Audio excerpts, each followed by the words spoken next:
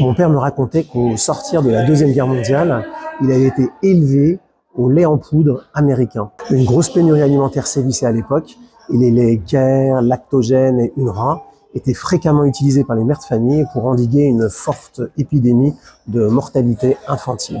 Et toute une génération d'enfants en France et en Europe, ce qu'on appelle aujourd'hui les boomers, a grandi avec ces laits, mais pas que. Ils ont grandi avec des produits américains, avec de la musique américaine, avec des films américains, des séries américaines. L'Amérique leur a beaucoup donné, et à nous aussi. C'est pour ça que les Européens sont très embêtés aujourd'hui avec l'Amérique de Trump et avec ses revendications sur le Groenland. Personne en Europe n'a envie d'engager un bras de fer avec l'ami américain, et encore moins un conflit militaire. En réalité, les Européens sont incapables de combattre les États-Unis.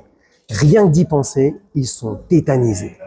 Eh bien, c'est un peu la même chose avec les Hébreux qui viennent de sortir d'Égypte. Ils sont arrivés au bord de la mer Rouge et les Égyptiens foncent sur eux à toute vitesse. Ils sont coincés. D'un côté, il y a la mer et de l'autre côté, les Égyptiens.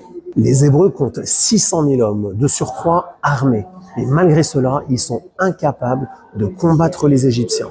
Pourtant, c'est pas des lâches. Quelques temps plus tard, ils vont livrer bataille contre Amalek. Les Égyptiens leur ont tout donné, comme l'Amérique avec l'Europe. Et du coup, ils sont tétanisés. Leur haute conscience morale et leur reconnaissance infinie pour ce que l'Égypte leur a prodigué les empêchent de les frapper. Voilà pourquoi la providence divine n'a pas d'autre choix pour sauver les Hébreux que de faire souffler une nuit durant des vents puissants afin d'ouvrir devant eux la mer Rouge.